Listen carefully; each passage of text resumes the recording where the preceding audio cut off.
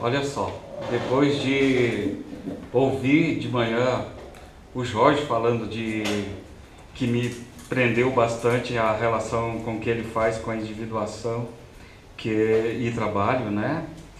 Que é com os ritos de passagem, né? Que ele trouxe para definir esse momento, né?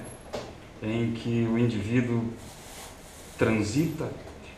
E depois ouvi o Davi falar um pouquinho sobre a tragédia e é uma das coisas que eu vou trazer hoje para vocês, né? A tragédia de Antígona, né? Então é muito bom também, principalmente porque o Davi ele fez o doutorado em Nietzsche e é um dos autores que eu mais leio também, né? E o motivo da fala que precede o meu trabalho é justamente que a gente um dia possa convidá-lo, né, a vir falar sobre o Zara, né, assim falava o Zaratustra, né, que é uma ponte muito densa e possível dentro do Nietzsche em relação à individuação, né, aquelas coisas todas que vocês já sabem, o si mesmo,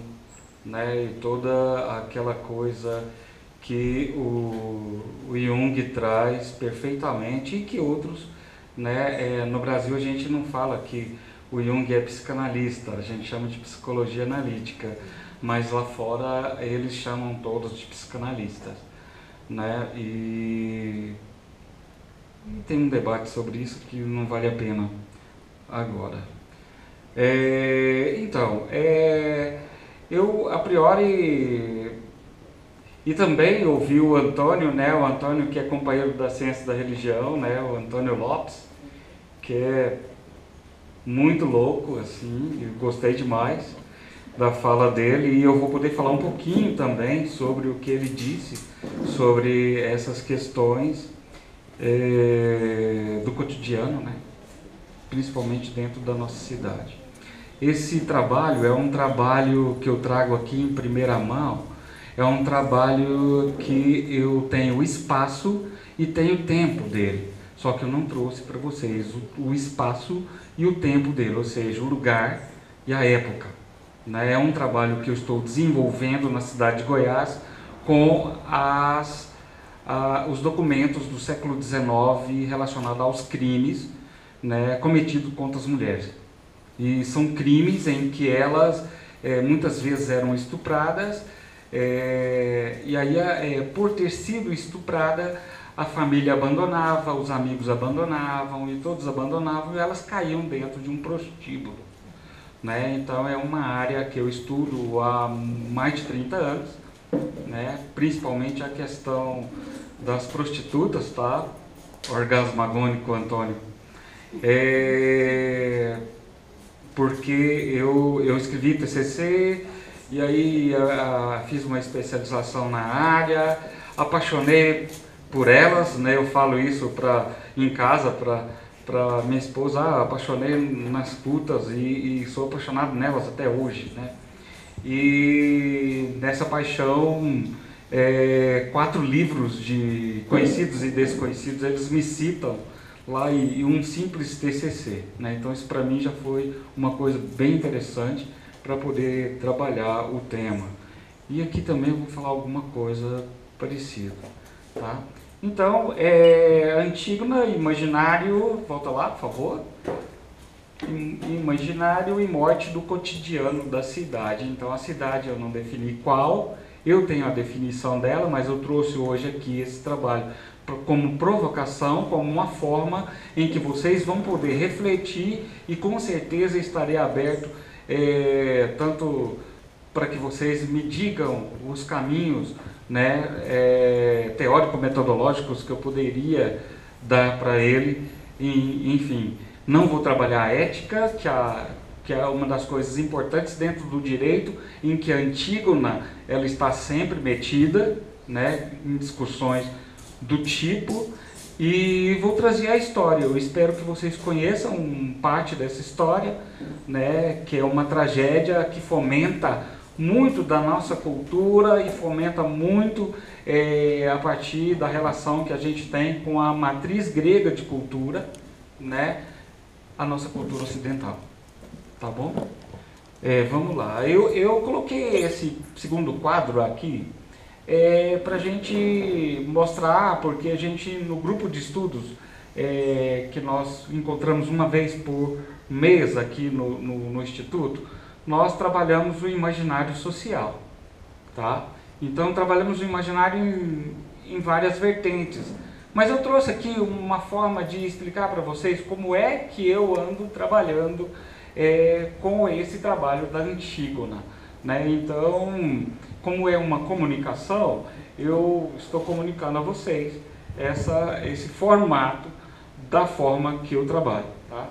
Então, a gente utiliza o imaginário, eu estou utilizando o imaginário a partir dessas leituras de Bachelard, Duran, Corbin e Maffesoli, tá? E tem outros também que seguem o mesmo padrão de sentido, tá? Então, o interessante aqui que eu trouxe para que vocês entendam como eu faço, como isso é possível, eu trouxe a palavra amor, né? O amor dentro da Bíblia, ele não tem um só sentido. Ele tem, a priori, 3 sentidos, né? O ágape, o filhos e o eros. Na Antígona, eu trabalho a questão ligada ao filhos, que no grego, philos, né? Eu trabalho isso para entender e chamo a questão da Antígona da morte, da intenção que ela tem em relação ao sentimento que ela tem em relação à morte dos irmãos, né? Eu chamo de fratídico, como alguns outros autores utilizam também. Mas aí a gente tem o amor, ágape, filho e eros. São 3 formas de trabalhar o sentido do amor. Olha que legal. Mas a gente tem que ter a preocupação, e aí envolve tudo que a gente vai fazer em relação à pesquisa científica, às fotografias que eu faço para expor, ao filme que a Juliana faz para expor também, né? Nós utilizamos esse método, tá? E esse entendimento. O amor, ele está lá, a gente tem ágape, filhos e eros. Existem 3 sentidos. E quando nós falamos de amor, nós não podemos trazer o amor como um sentido apenas. Assim como aquilo que o Davi hoje refutou em cima da verdade e que o Antônio também refutou em cima da verdade. A verdade não é absoluta e de maneira alguma ela é uma coisa inventada, foi construída, né? Então isso é interessante para a gente entender como o método ele pode nos ajudar a relativizar esses detalhes, as informações que você obtém na pesquisa, né? Então é interessante isso porque dessa premissa ou desse sentido que a gente utiliza o nome conceito e epistemologia, né? Então a epistemologia é um conjunto de conceitos, né, que seguem no mesmo sentido, né? Então jamais eu traria para falar de imaginário Bachelard um outro autor que não estivesse dentro desse mesmo sentido. Então, basicamente, eu espero que vocês tenham compreendido como é que eu estou trabalhando nessa pesquisa. Então, o imaginário, aí eu peguei uma frase do Lima, que é interessante, que é usada por muita gente e que ele retira, para mim é um orgasmo que o Lima teve, tá? Um orgasmo que ele teve ao ler Duran, né? Ao ler as estruturas do imaginário. Então, o imaginário é a capacidade individual e coletiva de dar sentido ao mundo, né? É bem bonito isso, é poético, né? Chega a ser poético. Então, pode passar. E aí a gente tem a tragédia. A tragédia é 30 minutos, né? Eu vi 30. Eu estou sem óculos, está dentro do carro. Então, a tragédia por Sófocles, tá? A tragédia que eu trago é a tragédia escrita por Sófocles. A Antígona, ou a tragédia de Antígona, existe vários e vários escritos, né? E eu trago o teatro, trago a peça, né, que Sófocles escreveu para poder... tá escuro aí? Para poder explicar como é que é a visão dele em relação ao processo de Antígona. Vocês conhecem a história de Antígona? Mais ou menos? Sim. Então vamos lá, rapidinho, né? Então, Édipo é irmão do Creonte. Então, portanto, Creonte é tio de Antígona. Édipo casado com Jocasta, que era sua mãe. Olha só que legal, né? Jocasta se suicida ao descobrir que ela teve 4 filhos com Édipo e que Édipo era seu filho, né? E Édipo, ao descobrir, fura os seus olhos e se coloca no exílio. Olha que bacana, né? Antígona, Ismênia, Etéocles e Polinices, filhos de Édipo com Jocasta. Hemon, filho de Creonte, primo e noivo de Antígona. Tá? É bem interessante essa história, porque ela caminha por muitos e muitos sentidos. Pode ir, por favor. Então, a história da motivação acerca da morte. Etéocles e Polinices, o fatídico, né? Na guerra entre 2 irmãos, seu tio Creonte opta em sepultar Etéocles. Etéocles e Polinices, eles entraram em conflito, são irmãos. Tudo tem uma relação bem Foucaultiana, bem ligado à ideia de poder, né? E o tempo inteiro é essa relação que se tem diante da história de Antígona, né? E esses dois, numa guerra entre eles, eles se matam. Olha só que legal, eles se matam. Só que Creonte não gostava de Polinices. O Creonte, lembra-se, é o tio deles.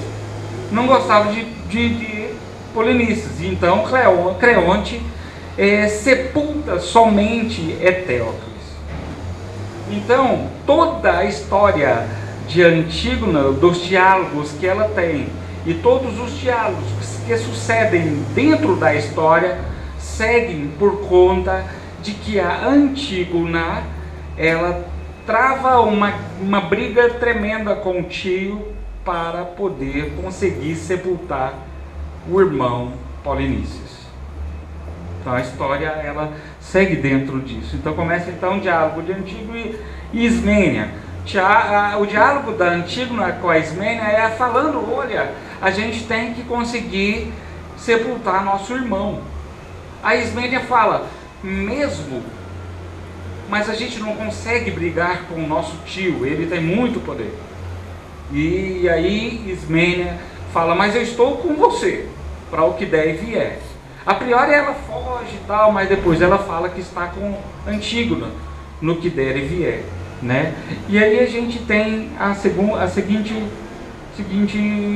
leitura. A preocupação de Antígona em relação a Polinices surge pelo fato de seu tio não querer sepultá-lo. A narrativa de Antígona surge com a presença do imaginário em dizer que Polinices, não sendo sepultado, sua alma poderia vagar por 100 anos. Olha o motivo. Por que que Antígona, ela se sente nessa vontade de querer ajudar a sepultar o irmão? Porque o imaginário, aquilo que ela acreditava, né, possibilitou ela pensar que ele não teria sossego após a morte, porque a alma dele ia vagar por 100 anos. Esse é o motivo de todo o diálogo de Antígona com Creonte, que gera a morte dela. Vamos lá. Os diálogos de Antígona com Creonte, relações de poder. Essas relações de poder é muito interessante, porque no Nascimento da Tragédia, do Nietzsche, ele traz uma ideia muito interessante relacionada a isso daí, né? Principalmente relacionada a Dionísio. E o interessante de entender as relações de poder para quem lê, por exemplo, Michel Foucault, né, no Vigiar e Punir, e na Microfísica do Poder também, é interessante porque ali ele destaca novamente todo o processo que envolve essa influência da tragédia grega na nossa cultura, né? Então é bem interessante. Creonte pede a Aemon a morte de Antígona. Poxa, Creonte, pai de Aemon, pede a Aemon que mate Antígona, que é a noiva dele. Olha que legal, hein? Muito legal, né? E aí a gente tem dentro disso, é a única coisa que eu posso dizer sobre direito, Antônio, e ética, é que no diálogo dela, todo montado dentro de uma ética construída a partir da cultura que ela fomenta. E o mais interessante é que normas e legitimidades, religião, são os motores que motivam a Antígona a dar continuidade. Eu coloquei esses quatro autores aqui, foi mais para uma questão de que vocês possam conhecer o caminho, né? Que é bem interessante, da relação de legitimidade de normas e religião. Beatriz Kushner, a primeira, Beatriz Kushner, ela trabalha no livro dela Baile de Máscara, uma coisa super interessante que eu amo, né? Ela trabalha as prostitutas que vieram traficadas no século XIX, durante o século XIX para o Brasil, que vieram de Israel, são judias.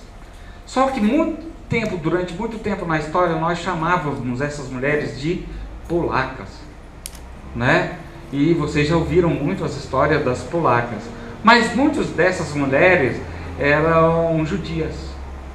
E elas se prostituíam em São Paulo, Rio, aqueles lugares todos, né? Elas se prostituíam, principalmente no Rio, elas se prostituíam e elas tinham diante delas a religião. Elas acreditavam na religião, né, que eram delas, judaísmo, né?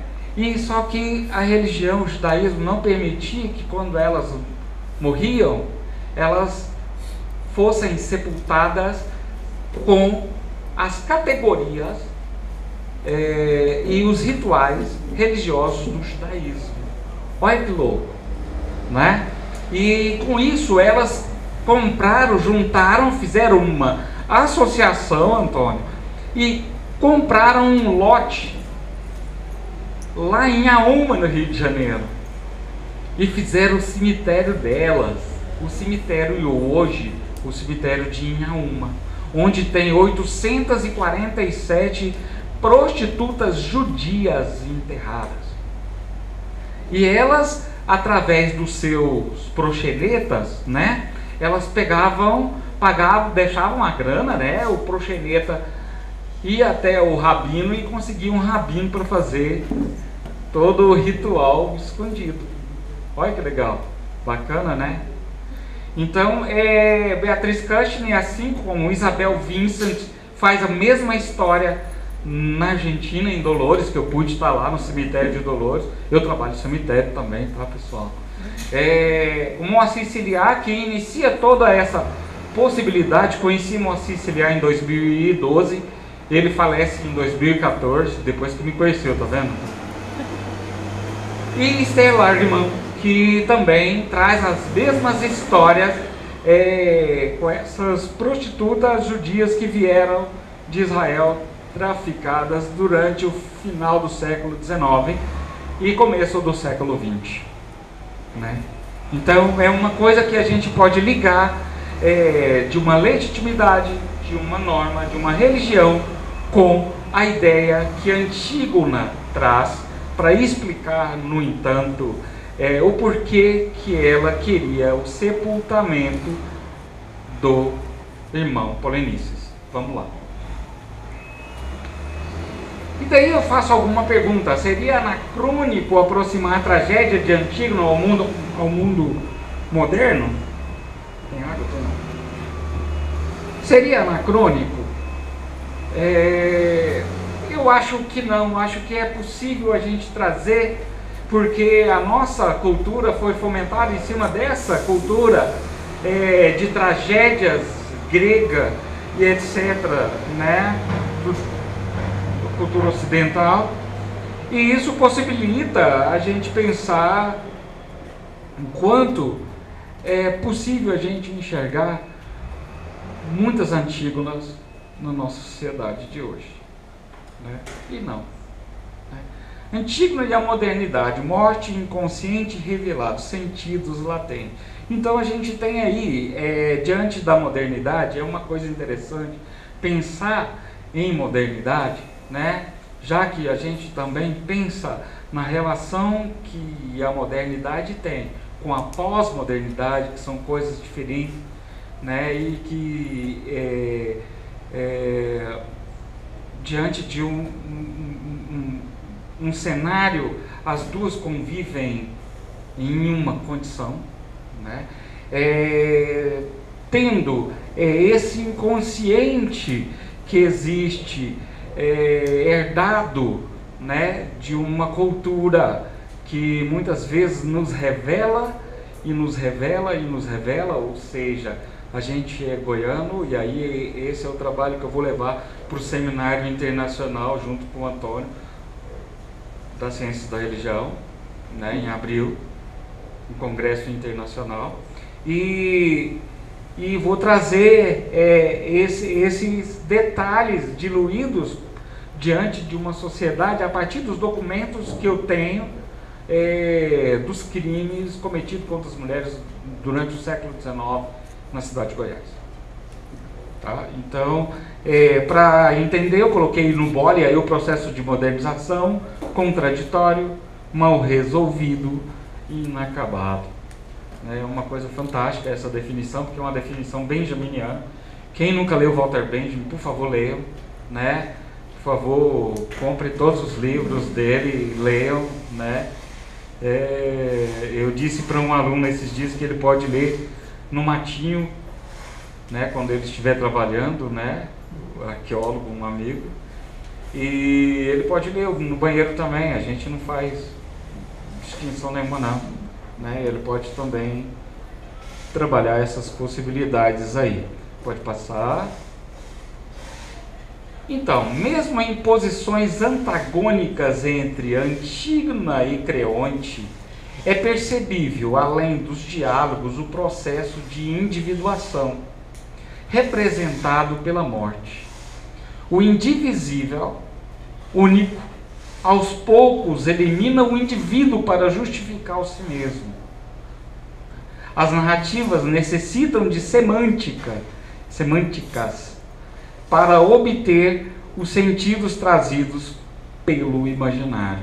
Então eu acho que é interessante a gente poder questionar as possibilidades que existe diante de uma tragédia, trazer uma elucidação para o nosso mundo contemporâneo, né? O que de influência o nosso mundo contemporâneo tem de todos esses ensinamentos em forma de metáforas chamados tragédias ou tragédias gregas, né? Então, hoje eu achei interessante a fala do Davi quando ele traz a relação do Novo e o Velho Testamento, né? Um construído pelos gregos, outro não, né? E o quanto muda diante da linguagem a ideia. Olha só, a ideia, né? Então, eu acho interessante a gente conseguir essa leitura para poder entender um pouco mais sobre o que a gente pode e aonde nós podemos chegar e que tipo de sentidos nós podemos obter e andar para conseguir concluir o trabalho. É assim que eu espero para poder conseguir, quando eu apresentar no seminário internacional e posteriormente, consecutivamente, eu trarei para vocês ele completo, para que a gente possa fazer um debate sobre as possibilidades que esse diálogo, né, que essa ideia de antigo, né, ou que esse imaginário provoca na construção do saber e da nossa cultura. Tá bem? Fui rápido, né? Não foi? Tranquilo? A menina até parou aqui de... Então, pode passar, basicamente... E eu termino dizendo o seguinte: esta semana eu tive um prazer imenso de encontrar um senhor que, lá na Vila Nova, um senhor de 82 anos, e ele, eu participei da minha infância indo na casa dele. Eu tinha uma banda de rock, aí tocava com o filho dele posteriormente comprou ali uma coisa no Santa Genoveva aqui, montou a Pazini, luz e som, né? E eu ensaiava com eles na casa dele. E esse senhor era muito rude, muito rígido, muito, né, assim. E eu encontrei com ele na rua, ele me abraçou e falou assim: coloquei um marca-passo. Eu falei: que máximo, né? E ele riu e falou assim: eu gosto de você por isso, porque você acha muito massa tudo isso, né? E eu aprendi uma coisa nesses 2, 3 últimos anos. Eu aprendi que se a vida fosse perfeita, seria uma bosta.